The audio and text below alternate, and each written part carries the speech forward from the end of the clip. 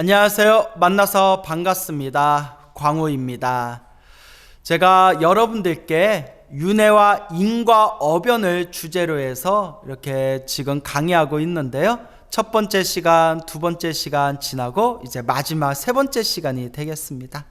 앞에서 부처님의 팔만대장경의 가장 밑바탕이 되는 기초가 바로 이 윤회와 그 윤회 세상에서 펼쳐지는 인연법, 인과법이다라는 말씀을 드렸고요. 또한 우리 중생들이 살아가는 모든 행복과 불행, 우리 중생들이 살아가는 모든 좋은 일과 모든 나쁜 일들이 다 중생들 스스로가 지은 업이다라는 그런 말씀을 드렸습니다. 우리 중생들은 기본적으로 이 번뇌와 망상이란 게 있습니다.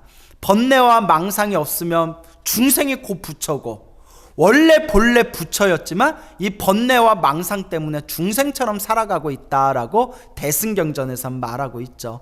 어쨌거나 현실, 지금 이 입장에서 봤을 때 우리 중생들은 너무나 많은 탐욕과 성냄과 어리석음에 휩싸여 있습니다. 그리고 자기 자신도 모르게 선업을 파괴하고 수많은 악업을 짓고 있습니다. 너무나 무서운 일이 아닐 수가 없습니다. 제가 이 절집에 있으면서 사람들 앞에서 설법을 하고 강의를 많이 하다 보니까 수많은 불자님들과 만나 상담을 할 때가 있습니다. 그럼 이제 많은 불자님들이 아무래도 상담을 할 때 좋은 일로 상담 오신 분들은 거의 없겠죠. 나름대로 힘들고 괴롭고 답답한 일 때문에 상담 오신 분들이 많을 겁니다. 저는 그런 분들한테 해줄 수 있는 얘기가 없습니다. 어떤 분들은 심지어 제가 점을 봐주거나 사주팔자를 봐주거나 원하시는 분들도 계십니다. 하지만 여러분, 부처님 경전에 분명히 나옵니다. 나의 진정한 제자들, 나의 올바른 제자들은 점치지 말아라.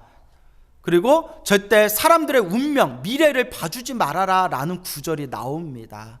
그런데 오히려 스님들한테 와서 점쳐주세요, 제 미래가 어떻게 될지 봐주세요, 이건 아주 어리석은 생각입니다. 부처님께서는 늘 말씀하셨습니다. 자신이 지금 이 운명이 만들어진 것도 내가 지은 업이었다며, 지금의 이 운명을 더 아름답게 더 좋게 바꿔나갈 수 있는 것도 바로 자신의 노력이라고, 자신의 의지라고 분명히 부처님께서 말씀하셨습니다.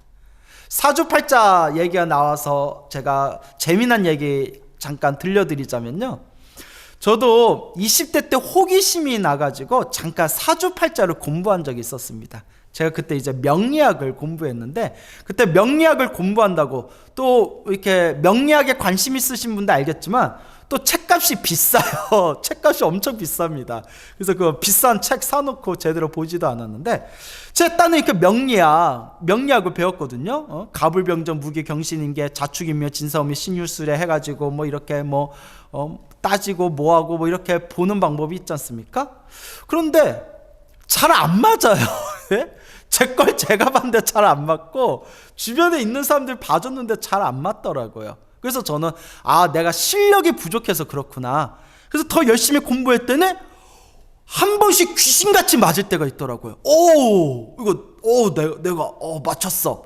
그리고 또 안 맞아요. 어쩌다는 맞는데 또 어쩌다는 안 맞아요. 그래서 내 실력이 부족한가 보다. 그래서 책값 엄청 깨졌거든요. 근데 여러분, 제가 이런 얘기하면 혹시 명리학에 관심 있으신 분들은 어떻게 생각할지 모르겠는데, 우리나라에서 난다긴다 하는 그런 유명한 명리학자들 있지 않습니까? 그 명리학자들 밑에서 배우신 제자분들 있지 않습니까?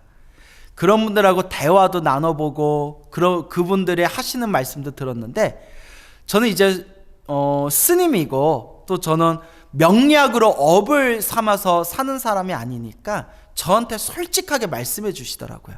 스님, 솔직히 그 사주팔자 8글자 뽑아놓고 그걸로 어떻게 사람 운명을 다 맞춥니까? 절대 사람 운명을 완벽하게 맞출 수가 없습니다 라고 이야기하시더라고요. 또 실제로 제 불자님들 중에서도 어디가 용하다 해서 난다긴다 유명한 역술가 만나서 맞상 이렇게 점을 치거나 사주팔자를 봤는데 제대로 안 맞은 경우가 굉장히 많답니다. 그래서 어떤 분은 우스갯소리로 지방에 건물 하나 세울 정도의 돈으로 복채를 쓰고 난 뒤에 자기가 더 이상은 점을 보지 않는다, 자기는 더 이상 믿지 않는다 라고 말씀하신 분도 제가 실제로 본 적이 있습니다. 운명은 절대 100% 알 수가 없습니다. 운명은 끊임없이 움직이고 변화하고 있는 파동과 같습니다. 인간의 의식을 어떻게 그 하나하나의 변수를 다 꿰뚫어 보겠습니까? 그래서 제가 사주팔자를 배웠을 때 재미난 내용을 하나 봤는데요. 일본에 어느 유명한 역술가가 있었습니다. 아주 일본에 유명한 역술가가 있었는데 산에 올라가서 평생 사주팔자로 공부하고 점을 치고 평생 공부를 해가지고 세상에 내려왔는데 사람들의 관상을 봐주건 사주팔자를 봐주건 점을 쳐주건 백발백중이었다고 합니다. 근데 희한하게 잘 안 맞는 사람이 있더랍니다. 왜 안 맞지? 왜 안 맞지? 자기가 이제 그게 하나의 궁구증이 되고 그게 하나의 호기심이 되고 그게 하나의 가슴의 숙제가 된 겁니다. 왜 저 사람은 왜 팔자가 안 맞지? 내가 실력이 부족한가? 그리고 자기가 맞추지 못했던 사람들의 그 사주팔자를 가슴에 숙제로 삼아서 평생을 연구했다고 합니다. 그분의 얻은 결론이 다음과 같습니다. 아무리 사주팔자를 봐줘도 맞지 않는 사람이 있더라. 분명히 있더라. 그런 사람들을 가만히 보니까 크게 세 가지로 나눌 수가 있더라. 첫째가 착한 일을 많이 한 사람들이 사주팔자가 잘 안 맞더라. 왜냐? 이 사람이 올해 분명히 나쁜 운이 있었는데 그 나쁜 운을 아무렇지도 않게 넘어가는 그런 경우가 있더라는 거예요. 왜 그런가 봤더니 평상시에 덕을 많이 베풀고 평상시에 착한 일을 많이 했던 사람들이 이렇게 사주팔자가 잘 안 맞더라. 그 다음에 두 번째는 반대로 나쁜 짓을 많이 한 사람들이 팔자가 잘 안 맞더라. 운명이 잘 안 맞더라. 왜냐? 이 사람이 분명히 이 사람이 좋은 가정을 꾸려가지고 편안하게 살아야 할 말년인데 지금 감옥에 갇혀서 막 10년, 20년형을 받은 거예요. 왜 그런가 봤더니 어렸을 때부터 성격이 꼬라지가 있고 못돼가지고 나쁜 짓을 많이 저지르다가 범죄를 저질러서 감옥에 갇혀 있다는 거예요. 그러니까 나쁜 짓을 많이 하게 되면 좋은 운도 깎여버린다는 겁니다. 착한 일을 많이 한 사람은 팔자가 안 맞고 나쁜 일을 많이 한 사람도 팔자가 안 맞더라. 그 마지막 세 번째가 있답니다. 종교심이 지극한 사람들이 팔자가 안 맞더라. 특히 일본은 불자가 많지 않습니까? 불자가. 그러니까 여기서 종교를 믿는 사람들은 불자를 뜻합니다. 일본의 불자들 중에서 연부를 많이 하거나 기도를 많이 한 그런 불자들이 사주팔자가 안 맞더래요. 그래서 제가 실제로 들은 얘기인데, 제가 아시는 어느 불자님이 금강경을 평생 읽으신 불자님이 있었어요. 금강경을 평생 오랫동안 읽으신 불자님이 있었는데 너무나 집안에 이렇게 좀 우환이 있다 보니까 너무나 궁금해가지고 그 친구 따라서 용한 그런 점쟁이를 찾아갔답니다. 용한 이제 무당을 찾아갔는데 무당이 하는 얘기가 아줌마는 점이 안 보여요 이러더래요. 그분은 신점을 보는 분이었는데 아줌마는 점이 안 보여요. 이상하게 아줌마는 점이 안 보여요. 그리고 옆에 친구가 이 친구가 절에 다니면서 금강경을 많이 읽었어요 하니까 그때 무당이 아이고 그 절에 다니는 분이면 부처님께 열심히 불공 올리라고 그렇게 이야기했다는 그런 말이 있습니다. 그리고 이와 비슷한 사례들이 굉장히 많거든요. 시간이 없어서 일일이 다 말씀드리기는 어렵고요. 그래서 부처님께서 분명히 말씀하신 말, 내 앞에 펼쳐진 이 모든 상황들이 내가 지은 업이라면 이 운명을 바꾸고 이 업을 바꾸는 것도 결국 누구의 몫이다? 그렇습니다. 바로 나 자신의 몫입니다. 여러분의 업을, 여러분의 운명을 스스로 바꿀 수가 있습니다. 그래서 다시 처음으로 돌아와서 불자님들이 그렇게 힘들고 괴롭고 답답한 일들을 물어보실 때 제가 딱 부러지게 드리는 이야기가 있습니다. 나는 해줄 말이 없다. 지금 이 모든 고통은 내가 지은 업들이다. 다 내가 지은 인연법이다. 딱 세 가지를 명심해라. 첫째, 기도를 많이 해라. 업장소멸, 기도를 많이 해라. 무슨 기도를 하든 하나로 통합니다. 관음 기도를 하든, 지장 기도를 하든, 금강경을 하든, 법화경을 하든, 능엄주를 하든, 광명진언을 하든 하나라도 간절하게 제대로 정성스럽게 해라. 모든 기도는 하나로 통합니다. 제가 이러면 안 되는데, 제가 평소에 이렇게 법문을 할 때 무슨 기도가 좋아요? 라는 것 좀 질문하지 말아라. 어떤 기도를 하든 정성껏 하면 하나로 다 통한다. 이런 얘기를 굉장히 많이 했거든요. 근데 아직도 찾아와서 무슨 기도가 하면 좋을까 이러면 저 솔직히 이제 좀 짜증이 나요. 제가 그러면 안 되는데 자비심이 부족한가 봐요. 이게 중생들이 이게 마음에 확신이 없어서 그래. 확신이 없어서.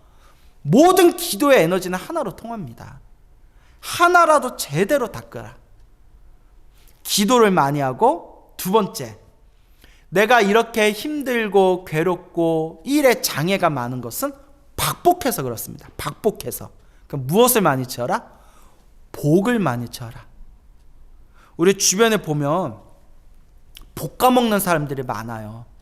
불자분들 중에서도 절에 와서 볶아 먹는 사람들 많습니다. 자기 절에 오래 다녔다고 새로 절에 오신 분들 막 텃세 부리는 그런 분들, 이거 영상 보시고 뜨끔하실 분들 혹시 있을지도 몰라요. 막 자리 맡아놓고, 아니 법당에 자기 자리가 어디 있습니까?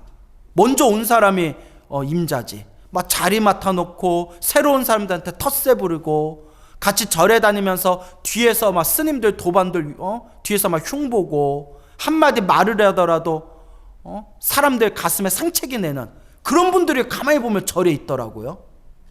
물론 이 영상을 보신 분들은 안 그럴 거라고 믿고 싶습니다. 사람은 완벽한 존재가 아니지만 그래도 복을 까먹지 않으려고 자꾸 노력하셔야 됩니다. 자꾸 복 까먹는 짓을 하니까 자꾸 복 없는 일들이 생기는 거예요. 자기 마음을 항상 알아차리고, 자기 마음을 내가 몸으로, 입으로, 생각으로 무슨 업을 짓고 있나 자꾸 자기 자신을 경계하셔야 됩니다. 그래서 복을 많이 지어라. 복 까먹지 말고 복을 많이 지어라. 그 다음에 세 번째가 가장 중요한 거예요. 마음을 잘 써라. 제가 이걸 10년 동안 제가 이 세 가지만 얘기하고 있습니다. 항상 염불하고 기도하고 항상 복을 짓고, 가장 중요한 게 마음을 잘 써야 된다. 부처님의 말씀을 모아놓은 것을 팔만대장경이라고 하지 않습니까? 팔만대장경 한 글자로 만들면 마음심자입니다. 마음심자. 이 마음 잘 쓰는 게 불법의 핵심입니다. 금강경에 나오지 않습니까? 금강경의 수보리가 부처님께 아뢰기를, 이 마음을 어떻게 항복받아야 됩니까? 이 마음을 어떻게 머물러야 됩니까? 한마디로 마음 어떻게 써야 됩니까? 그 소리입니다. 마음 어떻게 써야 됩니까? 그래서 이것을 선용기심이라고 부릅니다. 선용기심. 그 마음을 잘 써야 된다. 선자가 착할 선자도 있지만 잘하다라는 뜻으로도 씁니다. 선, 용은 쓸 용자, 사용하다, 쓸 용자. 기심, 그 마음을 잘 써야 된다. 선용기심. 이 마음을 잘 쓰는 거에 모든 불법의 핵심과 모든 불법의 도리가 다 들어있는 겁니다. 근데 불자 여러분, 마음 잘 쓰고 계십니까? 우리 저 같은 스님도 스스로를 돌아봐야 됩니다. 광우야, 마음 잘 쓰고 있냐? 참 어려운 일입니다. 어려우니까 꾸준히 자꾸 닦아야 됩니다.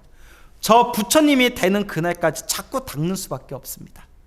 그래서 힘들고 괴롭고 답답한 분들에게 이렇게 말씀드립니다. 힘드세요? 괴로우세요? 답답하세요? 결론은 수행밖에 없습니다.